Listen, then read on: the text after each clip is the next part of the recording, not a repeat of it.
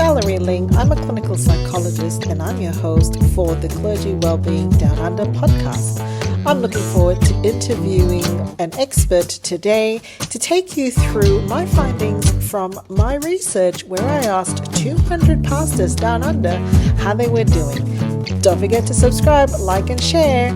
Buckle up and here we go. Welcome, everybody. I've got Archie Poulos with me here today to reflect on my findings and to talk about what he's found and what he's seeing in the clergy wellbeing and leadership space. Welcome, Archie. Oh, thank you, Valerie. It's great to be here. Thank you for inviting me. Now, can you just tell us what is your role? You're at Moore Theological College and you've got a few things going on.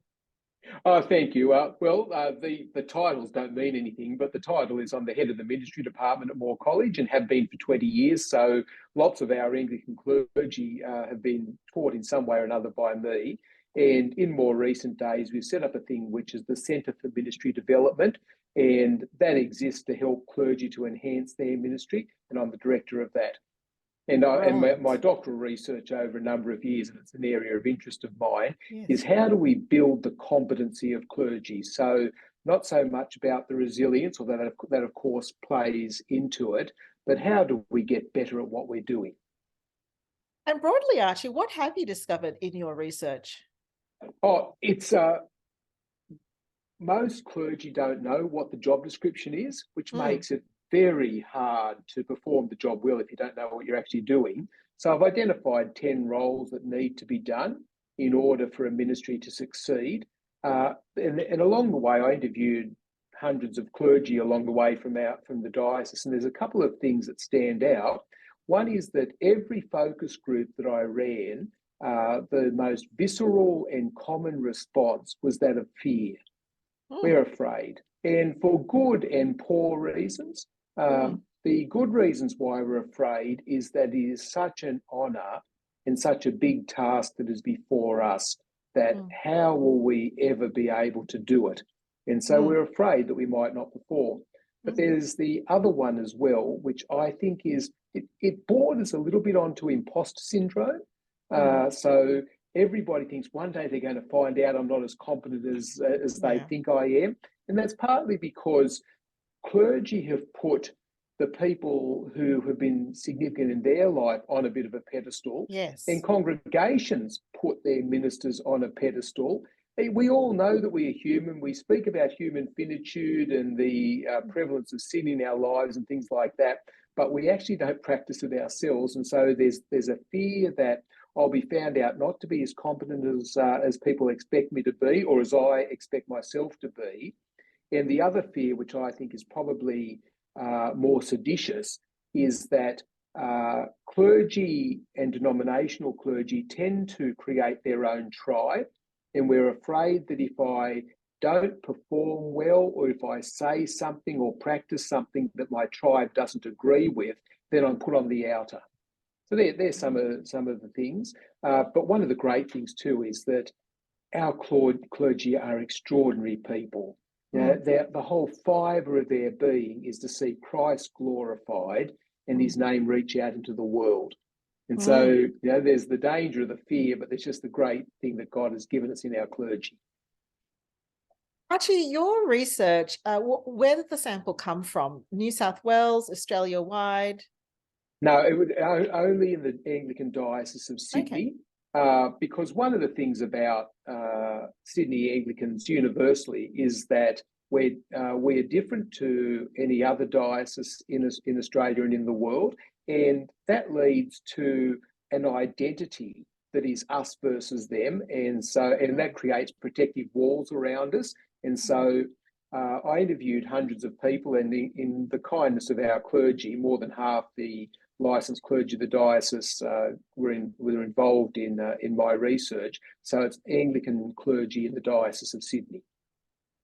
All right. And so when you describe those fears, to me, that matches the clinical presentations that we find. We see a lot of sense of defectiveness, a lot of shame, those unrelenting standards for self, and a real fear that we're not only going to let our congregation down, but there's almost a catastrophic level of anxiety. We're going to destroy the church.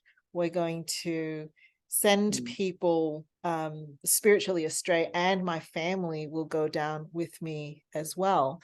Some of the things that I hear when I'm doing my public talks and particularly speaking to pastors is, but that didn't, all of those sorts of fears seem trivial when we think about New Testament figures like the Apostle Paul.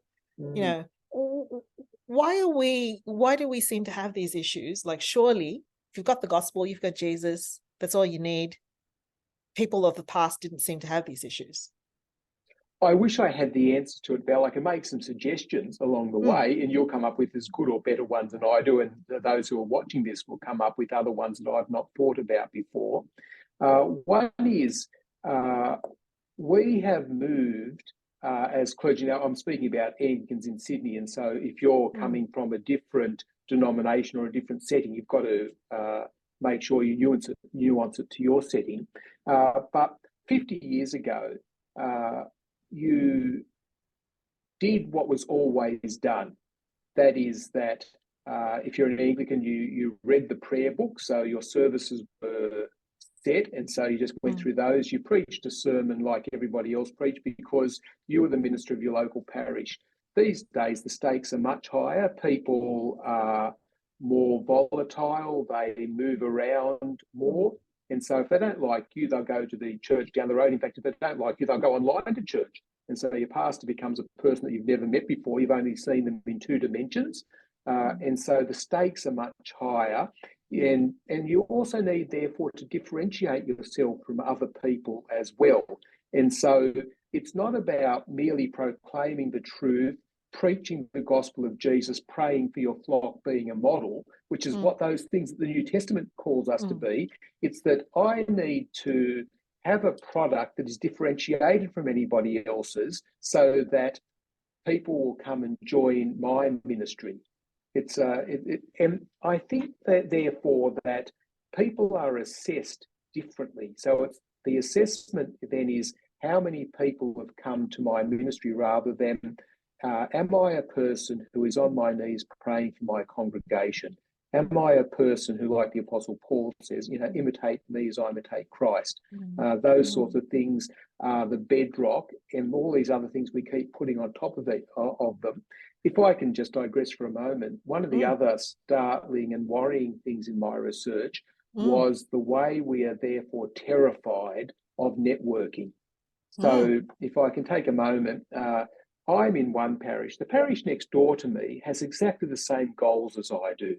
We want to see people meet Jesus and in God's kindness and fold it into his family and become children of the living God. So my desire as a minister of this church is exactly the same as the goal of the person at church next door.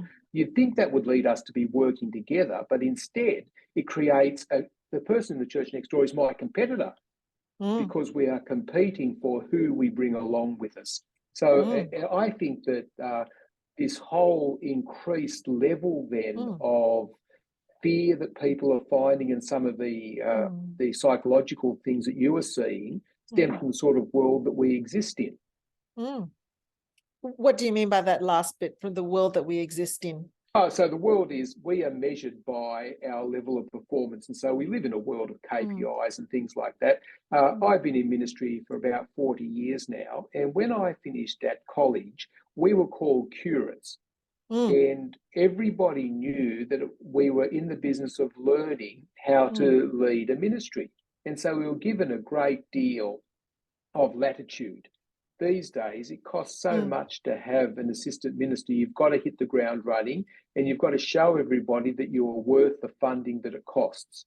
And there's I think, probably a little bit of an evaporation of gospel generosity as well. And so in God's kindness, when I finished college, congregations continued to give money so that I might earn my stipend, knowing that as they were contributing money, I was getting better. And even if I didn't stay in this setting say more than 5 years, they'll contributing to the gospel going out through this person being better equipped.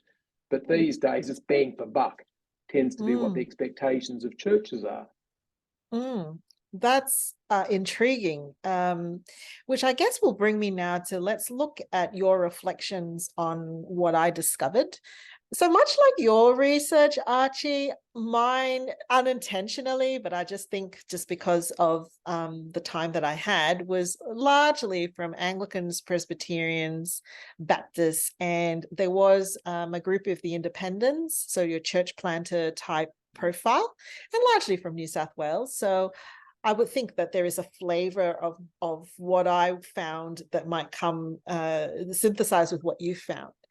So any surprise to you that the percentage of clergy in the last 12 months seriously thinking about resigning was, more than 30%? Yes, that doesn't surprise me. It saddens me, but it doesn't surprise me because that's the sort of data that has been coming out, I think, probably for the last 15 years from the National Church Life Survey and some of the other organisations that are set up for clergy. 20 years ago, the figures were much higher in other parts of Australia than we have in Sydney and New South Wales, but we've caught up over the last decade or so. So it's sad, but not surprising. And the top 3 reasons for quitting, 76%. So you could answer more than one. 76%, my family suffers, versus 49% that says the immense stress of the job. And 75%, I feel lonely and isolated.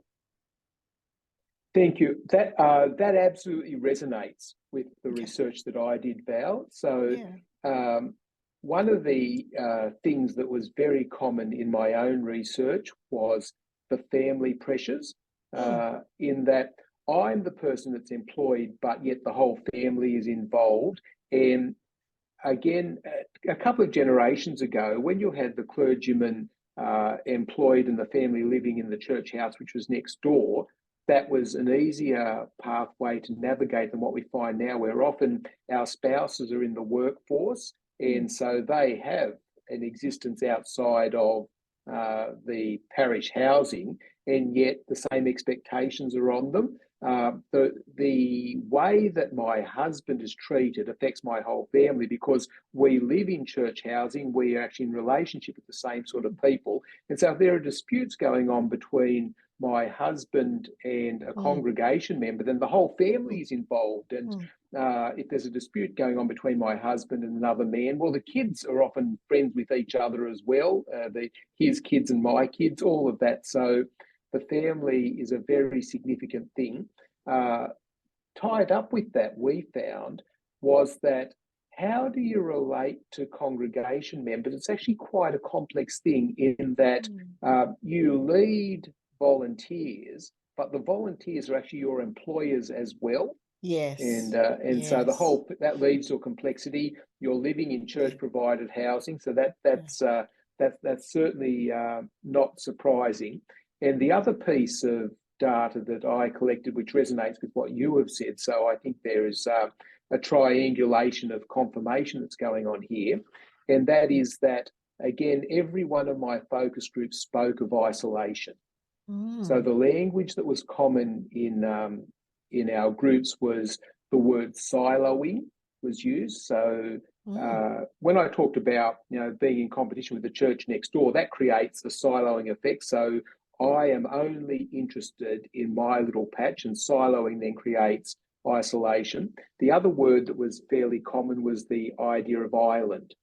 I feel like I'm an island, and it works both ways. And so lots of people kept saying the system should work to integrate us all.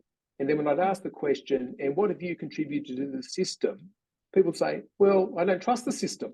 And so it just feeds on itself. So those findings that you found certainly finds resonance with the work that I did.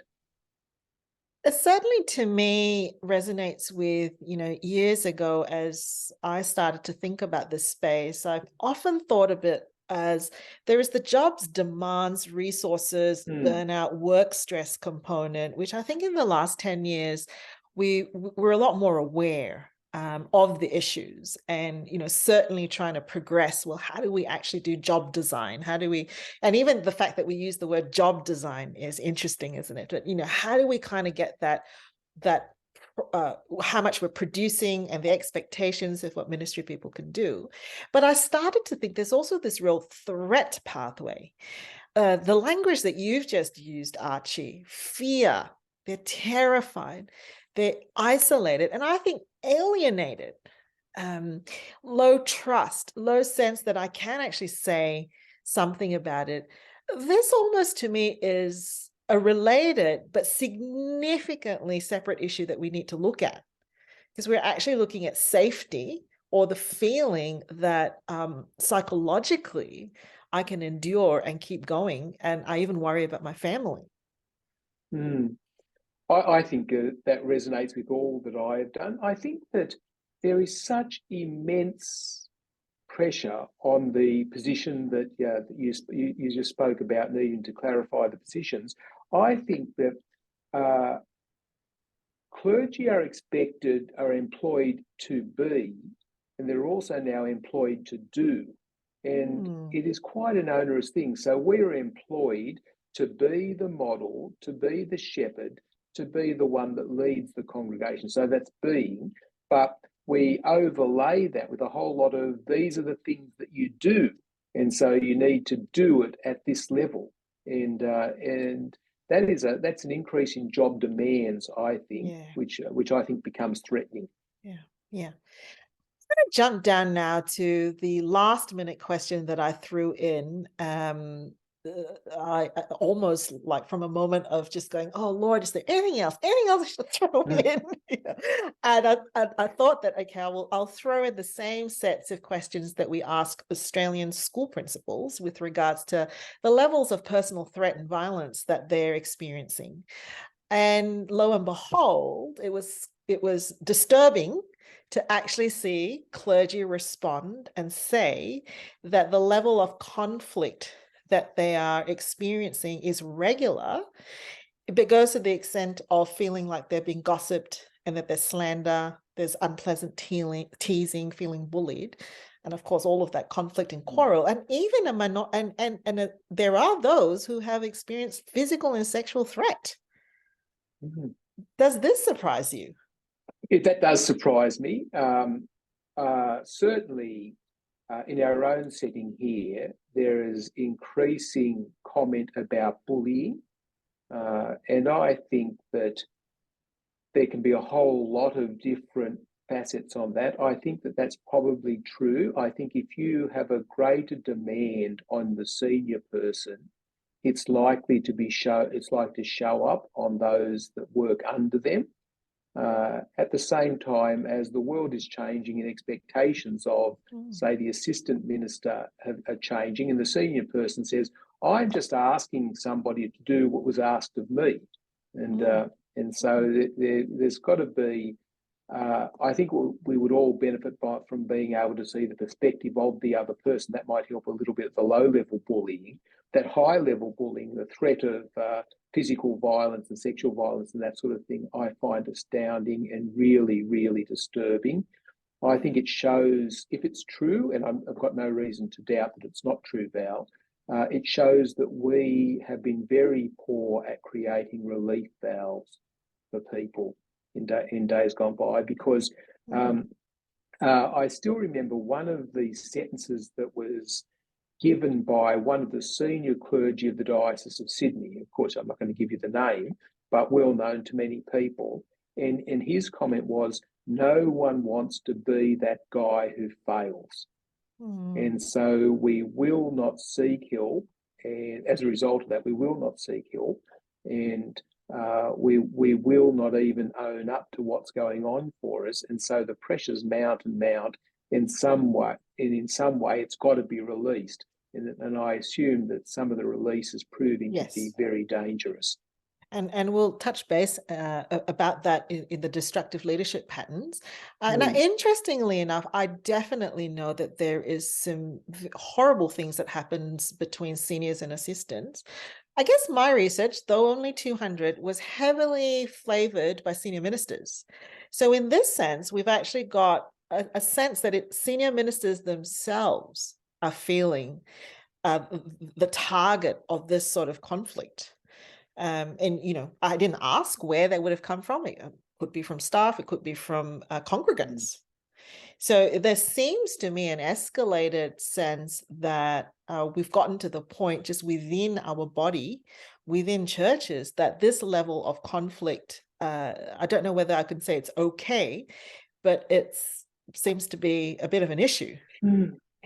Mm. I am not surprised by that. So I think I'm surprised by the intensity of it, not the breadth of its existence, which is very, very dangerous. And I think that there's a few things that are going on. This is just a knee-jerk response to what you've just said. There, victimhood is the way that our society works these days. So somebody owns the name victim, then the person who is not the victim or is the one that's in trouble. And so for senior ministers, for example, all you need is a congregant or an assistant minister to say, I'm a victim. And everybody, in lots of ways, rightly runs to the defence of the victim. But we're weaponising victimhood, not just in churches, but as a society in general. And so that adds extra pressure to you. Likewise, congregation members, they will say things. If they don't like you, you can just say, look, you're abusing your power. And you can be absolutely honourable in your desires and actually absolutely honourable in your behaviours, but somebody can say you're abusing your power because you're doing something that I don't like. I mean, certainly we were seeing an increase in our clients who were coming in for support due to conduct protocol or professional standards type complaints. Obviously, we're not able to adjudicate whether those things are, those complaints have any veracity, but it has been noticeable for us that there has been an increase in having to support people as they go through that process. This is the midpoint of the interview that you might want to take a break, simply walk away and reflect, or you might want to keep going. Just take note that in the description, you will find downloads for the show notes, some reflection questions you might want to ponder, as well as the full report. Keep going or stop now. Leadership and followership. That's probably one of the things that I've been interested in, to what extent we study leadership and we try to get, the characteristics and the qualities that are needed. I mean, the fact that you've got 10 roles, did you say 10, Archie, in your... 10, yeah. Yeah. It must also mean that the complexities of followers and followership has also changed, perhaps? Yeah. That you would need to have those roles? What do you think? Yes, absolutely. Most of us are aware of the change in the whole leadership realm over the last 30 years. So at the middle of the 20th century, it was always great man theory. That is, the thing about leadership was the traits of the great person that made them a leader. And so they looked at Henry Ford, people like that, and they tried to work out what are the traits that made these great men. Second, the last quarter of the 20th century was that movement from leadership to followership, because you lead followers. That's the obvious next phase, and that actually makes life more complex.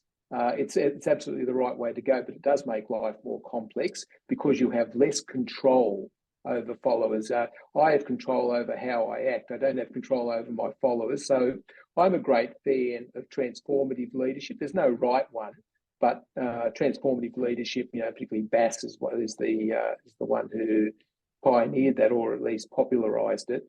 I think that's right. And so what transformative leadership has as its pinnacle activity is idealized leadership. That is, when you look at the followers, they say, I want to be like that person, not just in their abilities, but in their character. And so the follower will follow you because you are the idealized leader. I think that that's a really helpful thing, and so followership really does matter. The thing about a leader, the old line was, if you want to know whether somebody's leading, you look at who's following. So that just is an obvious thing, I think. I'm curious about your thoughts about this. Transformational or transformative leadership, as you put it, is probably a very popular leadership style right now in lots of sectors, education, healthcare. And I think it's because of what you said, the way that we've organized entities or organizations has changed, because over the years, we're not producing cars, we're dealing with ideas. We're dealing with influence. I think we're more and more trading those things. And so people look to a leader that they trust, not just because they produce really good cars, but because that person represents someone whom I want to follow and I want to be, and I'm going to invest my trust in. But surely in the church setting, in my simple thinking, that's Jesus. And then doesn't it just fall to, sort of very basic pastoral leadership? Have we just overcomplicated things? I mean, if we preach, if we pray, if we visit, and we, go out of the church to tell people about Jesus, isn't that enough? Do we really need to bring in these sorts of leadership theories? I think that the leadership theories are helpful in our own development. The other things that you say, preaching and praying and modeling, God uses very powerfully, but they occur over time. I think the assessment of ourselves and the assessment that other people have of us tends to be short term.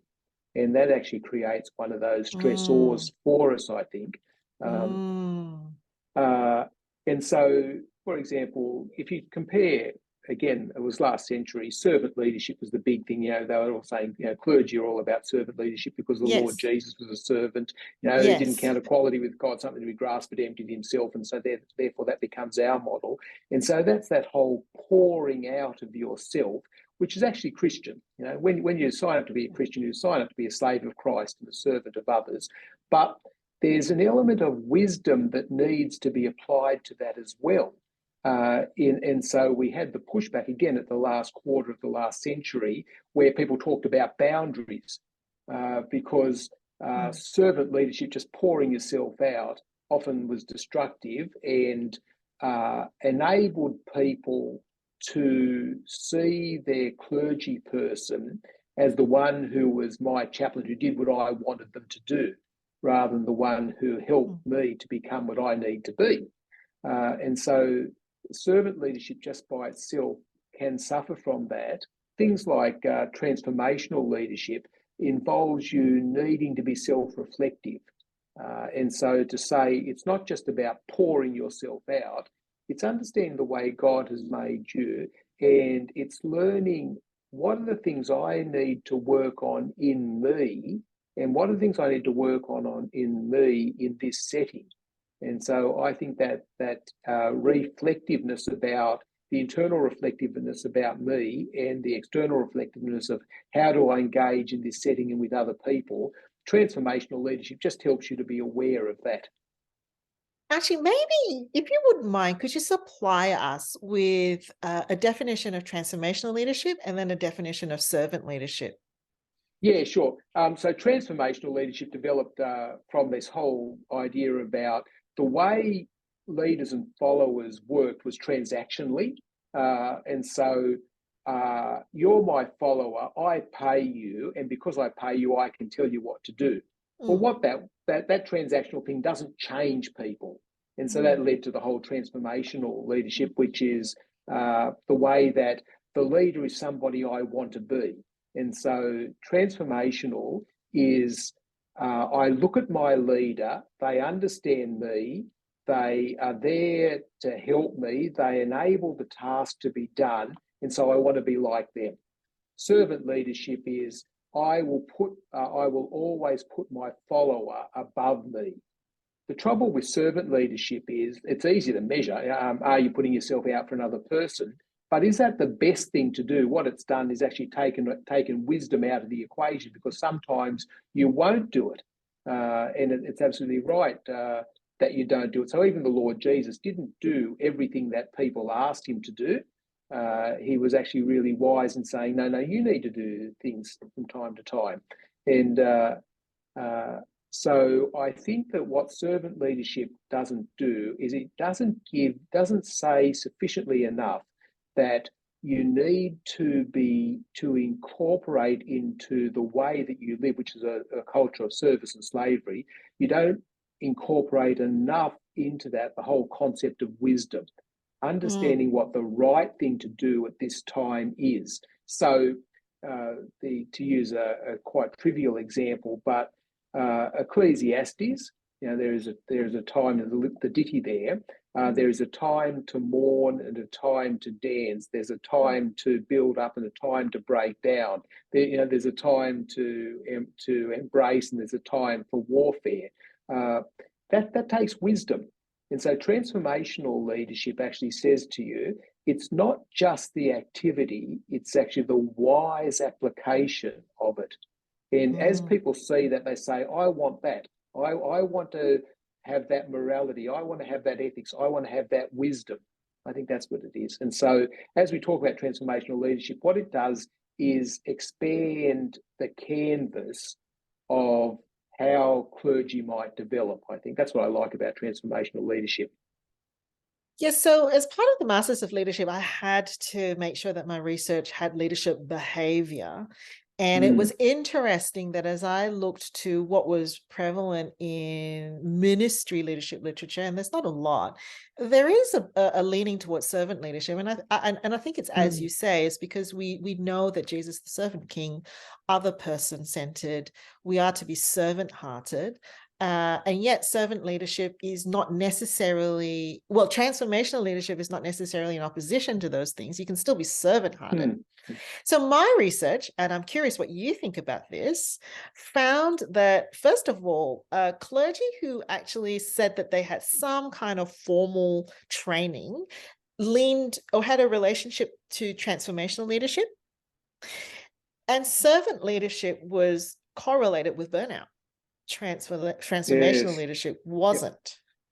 That's very interesting, isn't it? Yeah. It's not surprising for the reasons I just because servant leadership is always about emptying yourself, and that has to be our disposition, our posture, our countenance. But it's wisely applying that, I think. That we need to do. I'm interested in something that you said, if I can just trace back for a moment. I don't know if this will take us anywhere, Valerie, sure. But you said as part of your research into leadership, you talked about behavioural things. Yes. One of the things I notice about us is clergy in Sydney, because that's where the focus of my research has been, is that we are really good at being abstract. And so therefore what drives us are our convictions, and it often doesn't translate into our behaviours. So there is a gulf between behaviour and convictions. So I have a series of questions that I ask the clergy of our diocese to help to see how they were going in each of the 10 roles. And it was interesting that when I asked the questions, people tended to answer them convictionally. So I have the conviction, for example, that sharing the gospel is really important. But then I would ask a question about, have you spoken to somebody about Jesus and surrendering your life to him that hasn't been brought to you by someone else? People answered, yes, I think that I'm really good as a missioner because I'm absolutely convinced the world needs Jesus. But then when I asked the question, and have you done it? The answer is actually very low. And so there is a gulf between behaviour and conviction. And I actually wonder whether that might lead to some of that destructive leadership behaviour, in that we're actually aware of what we should be, and where we see there is the gulf between what I believe and how I act. Yeah, and I think you're right. This leads us to then, so I think we've just established that you're not surprised in us that the transformational leadership, which, as you said, it has a reflective component, which is what I also found. So clergy who indicated they tended to use more transformational leadership behavior. Now, this was a moderate correlation, which is hard to come by in these sorts of research, but it was moderately strong correlation, also indicated that they tended to self-reflect and that they understood the connection between thoughts and feelings to gain insight. So self-reflection and self-insight was positively correlated with transformational leadership. With the burnout, destructive leadership, you get a sense that while self-reflection can happen, or maybe more rumination, that level of self-insight is not growing. And so one of the things that I wanted to test, because I know Kirsty Bucknell, who will be interviewed as well at some stage, found adaptive self-reflection was really helpful. As a clinical psychologist, I was wondering, well, to what extent are people actually reflecting and accessing their emotional world to also inform them about their behavior? And what I found was a correlation that, clergy who weren't using their emotions, or who were blocking their emotions, or who were what we call surface acting, were more likely to have destructive leadership patterns, burnout. What do you think of that? I think that just makes sense. There's a whole lot of work that's been done in terms of mastery, in terms of adaptive leadership and all that sort of thing. And the mastery people say you need to understand what's going on inside you and outside of you, which I think is captured by transformative leadership, transformational leadership. And so it doesn't surprise me at all. I'm not sure what else I want to say on that.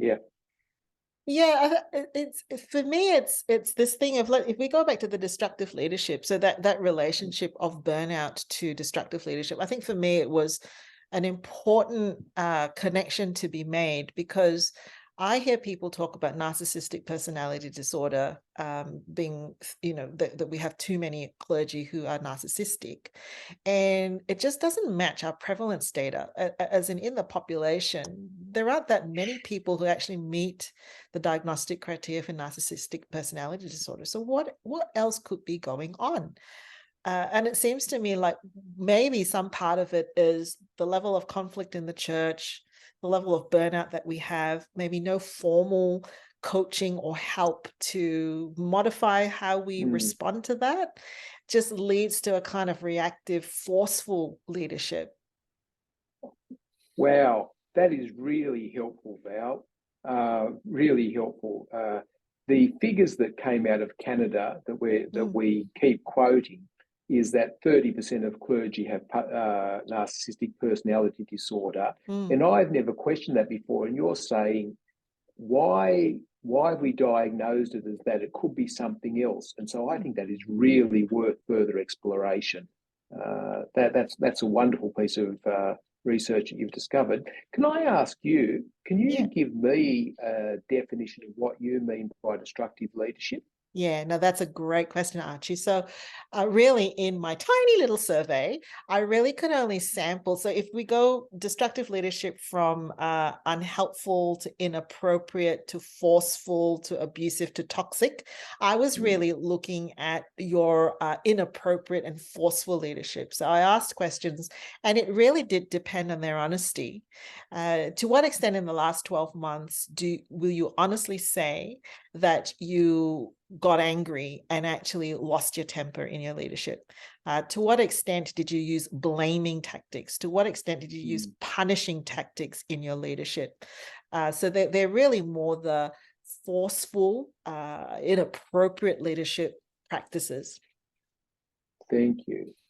Yes, which is often just, you're suggesting, if I'm hearing you properly, is that is just the last ditch response. And so is that right? It could be that it could be. we might not have, if we'd have been able to have an intervention earlier, we wouldn't have gotten to that. Is that possibly. Is that what Certainly, as a clinical psychologist, I recognize that, there are different responses when you're under threat. Some of us are going to freeze, some of us are going to run, some of us are going to fight. And so clinically in our work, we tend to see that there are ministers who come in and have fallen trapped to what we call a bully attack mode.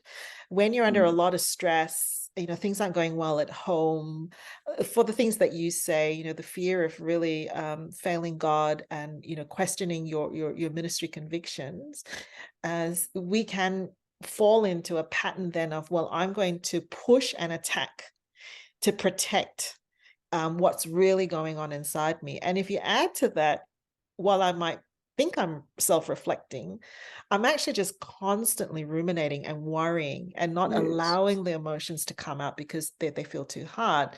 So you don't get feedback because just retreating, isolated and alienated and not telling anybody. And you're also not getting yourself insight to moderate your behavior. Yes, thank you. I think that resonates with what I see and also the research that I've done. I say to our graduating students, one of the things that I've observed, so this is purely anecdotal at the moment, but I see it, and I say beware of what I call PEA. That is, the P is a protective posture, and that's to be expected because as a minister of the gospel, it is not the car that you produce, to use the example that we talked about before, it is you. And so how you perform is actually tied up with your very being and your very identity. So we are much less like a person who's on the floor of a factory than we are to a concert violinist. So if a concert violinist is performing on Tuesday night and they read the reviews that say it was really bad, it's not that the person had a bad night. That person is bad, and so they are second rate. And so you develop a protective posture.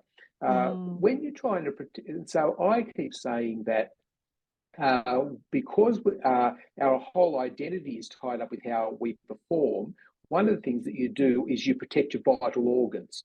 And so if you are out at an automatic teller machine in the middle of the night and some people come and steal your money and start kicking you on the ground, you automatically get into the fetal position to protect your vital organs. And so I think that's what happens to us. In order to protect ourselves, we don't want to get that feedback that you spoke about. And so we distance ourselves.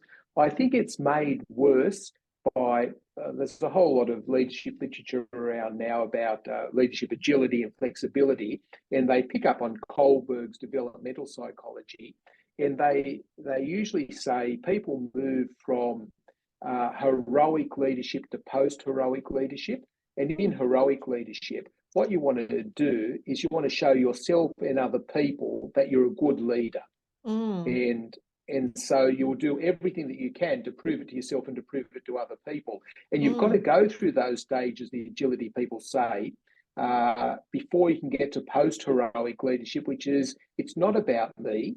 It's about the thing that we are trying to leave behind in the world. And so I don't need to shine.